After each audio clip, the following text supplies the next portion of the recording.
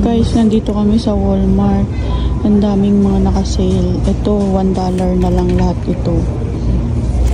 Kasi ang nakalagay, kapag ang presyo daw niya ay 3, ayan, magiging 1. So, pag ang presyo niya ay 5, magiging $3. Kung ang nakalagay ay 7 or 9, 5. Kung 11, 13, 15, magiging 9. So, lahat ito, $1 na lang. So, ipapakita ko sa inyo para makita nyo na totoo yung sinasabi ko. Ano, extra large. Kasi malaki si Cassie eh. Oh. Pag medium kasi, madali mag, ano. So, yan. Kinuhanan ko si Nene, iba-ibang kulay. Tapos may dress din. May dress dito din na. Saan? Ay, ito sa kabila, $3 lang din. Ano dito? Ayan. Ah, ito. Oo. Pati itong dress guys, $1 na lang, dati siyang 7. Kasi nga ganito pagpa-change na ng ng season, sinisale na nila. So yan, pakikita namin sa inyo. Maliit na sa kanya. So ito yung checker, pakikita ko sa inyo.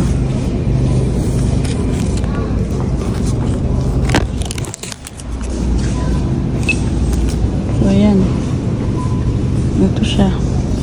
Ayan. Girls dress, $1 lang. Guys, papakita ko sa inyo kung yung mga napili namin. Are. Yan lang naman. Mga ilan sa'yo, ma? Alin ang sa'yo? Ito, lahat. Lahat yan? Oo.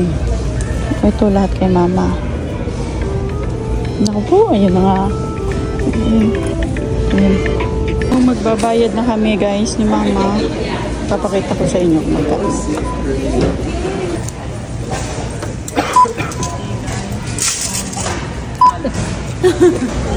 Ayan guys.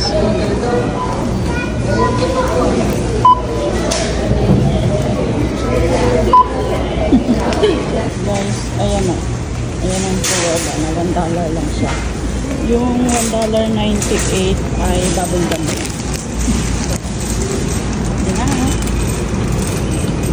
Uwi na kami. So kung gusto nyo din guys, punta kayo dito sa Walmart. Marami pa. Hindi naman namin ni mama inubos. Nakakahiya din naman pumila ng ang daming pinamili. So guys, wala kami ni mamang dalang bag sa loob. Kaya basta lang namin binagsak dyan sa cart. Pero ang totoo niyan, marami akong bag dito sa trunk.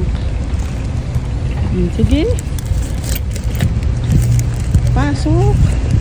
So ganito talaga dito guys, kapag tapos na yung season, nagsisale na kasi kailangan nila ng space para ilabas naman yung panibagong decoration nila, panibagong damit na pang fall.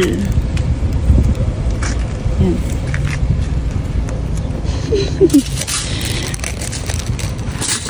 Yan. So punta na kayo guys dito sa Walmart.